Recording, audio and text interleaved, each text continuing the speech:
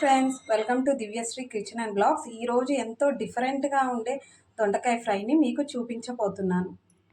ఇలా రౌండ్గా కట్ చేసుకోవాలి. ఆన్ చేసుకొని ప్యాన్ పెట్టుకోవాలి. హీట్ ఎక్కాక కొంచెం ఆయిల్ పోసుకోవాలి.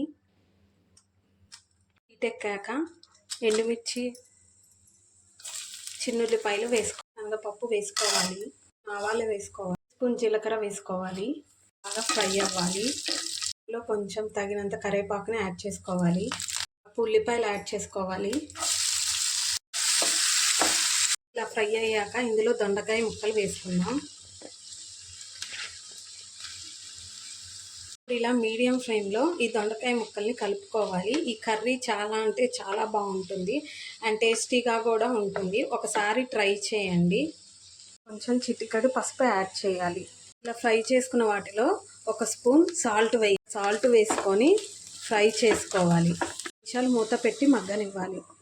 మిక్సీ జార్ తీసుకొని ఇప్పుడు ఈ దొండకాయ ఫ్రైకి కావాల్సిన మెయిన్ ఇంగ్రీడియంట్స్ని మిక్సీ పట్టుకోవాలి. అది 1 కప్పు కొబ్బరి, 1 హాఫ్ టీ స్పూన్ అల్లం, ఒక 4-5 పచ్చిమిర్చి, వీటిని మిక్సీలో పేస్ట్ చేయాలి. మెత్తగా పేస్ట్ చేసుకోవాలి.